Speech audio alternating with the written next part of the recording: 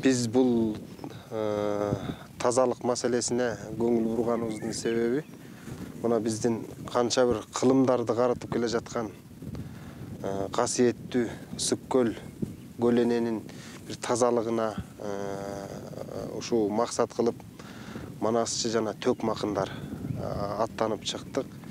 Бұл демилге, бұл ошол баяғы жоқ дегенде бір 5 кишини тазалыққа үйрөтө алсак дагы чоң жетишкендик. Мына көлдү кандай сакташ керек? Биз өтө табияты кенен терең көлүбүздү сактап калуу максатында. Азыркы убакытта мына жээгине барсаң, салафан пакет, бакалашка, атүгүл памперестен бери ушул жерге ыргытышат экен. Бул эми жеткен деңгээлдин маданиятсыз түшүп кеткен учур. Ошон үчүн биз бүгүн ушул көлөнөнүн бир тазалыгына үлгү болуп, маданият кызматкерлери өзүбүздөн баштадык.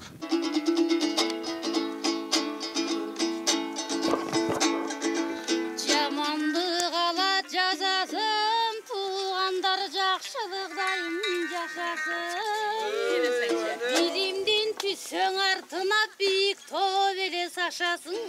Кир жерди бассаң сары кара, мына килемди бир күн басасың. Тагдырдын ыйын көрбөгөн татаалдай жашоо мазасын. Бейопа болгон дүйнөдөн бербесин Кудай жазасын. Кайгынын бүтөр күнү бар, карарган жердин гүлү бар. Караңгы жерди жаңырткан какшаган булбул үнү бар. Ак сүйлөп күлүп жүрсө да акындын өзгө сүрү бар.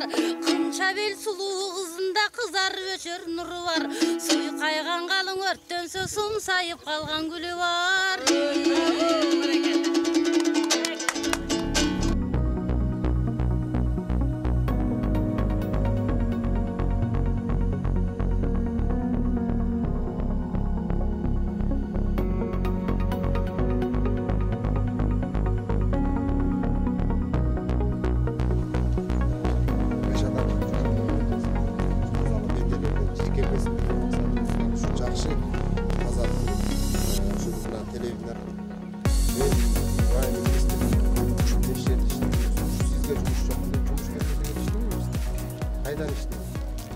Анан азыр карап-карап отурсак, мынакей